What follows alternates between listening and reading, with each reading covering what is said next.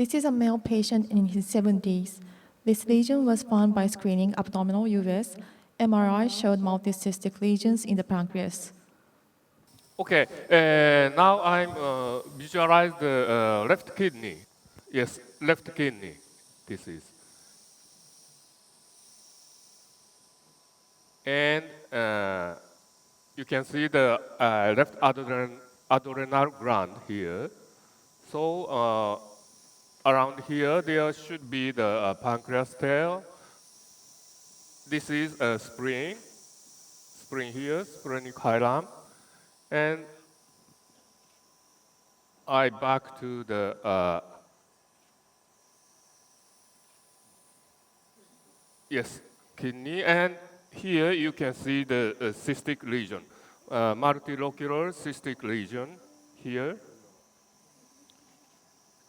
And the shape is back, side by side, grape shape. So we can easily diagnose this is IPMN branch type. And the important thing is to find if there is a mural nodule or not. And here we can visualize the septums a little bit thickened, but up to now, we cannot find out any mural nodule. Now we could clearly visualize. What do you think of the thickened septum? Does that concern you? No. Here. Oh, easy to sleep. Okay, here. And for this, yes? Dr. Ryozawa? Yes. Okay, so congratulations for the nice picture. My question is, it cannot be a cystadenoma? So do you definitely rule out a cystadenoma? Yes, usually... Definitively. It's for you, it's definitely IPMN. I think so. But because you see some microcyst also, and sometimes cystadenoma also can appear with large cysts like this. No? But if this is cystadenoma, it is like orange shape usually, not great. I know, but okay, can be atypical nevertheless. I'm close to agree with you, but nevertheless, cystadenoma is still possible for me. I think you're right, Terry. You can get atypical forms of serocystadenomas. They can be oligocystic or even unilocular. Yes. But I think putting it all in perspective in this patient who has multiple other cysts in the pancreas, it still makes this most likely that this is a side branch IPMN. Mm-hmm. No, in other words, that means which could be next? You think that next could be to perform FNA, to puncture, or to perform endomicroscopy, or just the EOS is sufficient? Yes, I know European doctors like to do EOS FNA and want to analyze the cystic fluid. Yeah, I think our tendency, or certainly my practice, has changed. We're doing fewer and fewer FNAs of cysts now than we were a few years ago. I think the important question is will the results of the FNA change the management of the patient? Right. And I think if it's just to confirm or to see what the CEA level is in the fluid, and if it's unlikely to change the management, then I think that because of the small risk, there is a small risk that it's probably not necessary. And I think fluid analysis has become more and more confusing as the years have gone on. I think it's not as straightforward as Bill Brugge's study may have suggested to us.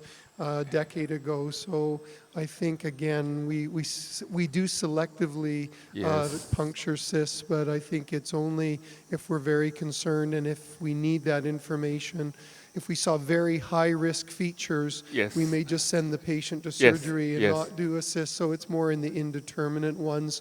Or if you have a single, if this was the only cyst in the pancreas and there were no other lesions and the rest of the pancreas was normal, and then I think, as Dr. Pochon mentioned, that perhaps if we wanted to rule out whether this was mucinous or serous, and because that would affect how we may follow the patient or whether the patient may need surgery, an FNA in that situation might be helpful. But I think you have to put the information in perspective of whether it'll change the patient's management. Yes, Yeah. as you mentioned, it is reported that the analysis of the cyst fluid doesn't differentiate benign to malignancy. Even the high level of CEA just suggests the viscosity is higher. The mushiness.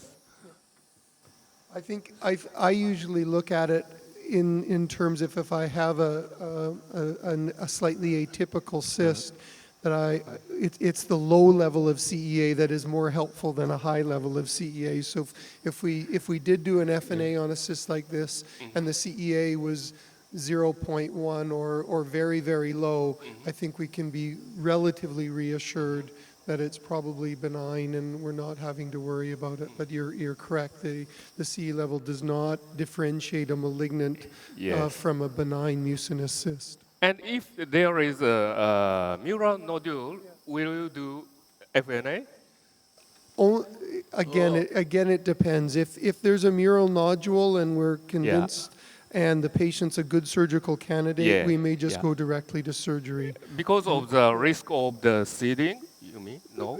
Again, it depends on where it is. If you have a cyst in the head and you do an FNA through the duodenum, then that would be removed as part of a Whipple's resection. I tend not to worry as much. For lesions out in the body and tail where you're going through the stomach, I think the risk of seeding is small, but it's not zero. It seems that we see the versum, we see the pancreatic duct, no? Pancreatic duct? Yes, Okay, because I yeah, try to It's visualize. very small. Very small, yes, right. But we see it. We see it on the right. And pancreas itself is very atrophic, Yes. so very difficult to visualize. You see it. Sometimes we see. Yes, yes, right, We right, see right, it. We right, see it. Yes. right. But no, just the discussion is for me that's concerned maybe the diagnosis of serous cystadenoma. So これだね. that's why. Yes, yes. Okay. This is Yes. This is the MPD, yes. And maybe Very small. you could see a communication? No, it's quasi impossible to see a communication with Connection? a communication. A communication with the cystic a region. cyst. Yeah, but probably very difficult. That's very Yes, difficult. the MPD is very small and the cystic region is very large. So I know. very difficult to, I know, but to show. frankly Yes. speaking, Yes. I'm not 100% sure it is a IPMN. Okay, so I could be interested to rule out serous cystadenoma, but just because. And you don't think a microbiopsy using a microbiopsy, that means more? I think this is a more microbiopsy. Yeah. Could be an indication or not, Gabi? Well, I think if it's probably if the cyst is large enough, you have to be able to use a 19-gauge needle to use the Moray forceps. So there's a bit of a limitation there. But I think if it's probably more accurate than a CEA level for serous or mucinous cystadenoma. The trouble with CEA is that the original study excluded a lot of patients or most patients with IPMN. And if you look at all IPMNs, there are 4 histopathological subtypes of IPMN, of which not all of them make CEA. So even a low CEA in a lesion like this does not 100% rule out an IPMN. So that's where it gets very confusing. So I think if the pathology of the cyst becomes very important, then a microbiopsy may be very helpful. And a cyst like this would be amenable So maybe to we that. see the communication. Yeah. You Yes, see- yes, You now- will see the communication. Yes, now. This is the communication. Can you see? Yeah, yes. Because it's very thin and then it come very close to the cyst, you see? Yes, right. And maybe this is the communication. Yeah. Yes, and it's right. enlarged a little when Just a it little does bit, approach yeah. the cyst. And that's really what you have to use. It's not, it's rare that you actually see a definite communication, but you'll see the duct run very close. No, but and we I see think- the communication. Yeah, yeah. And as soon as we see the Right. communication, it's It's, really in it's favor IPMN. of IPMN. Yeah. Yes. Maybe around here. Yeah. Here.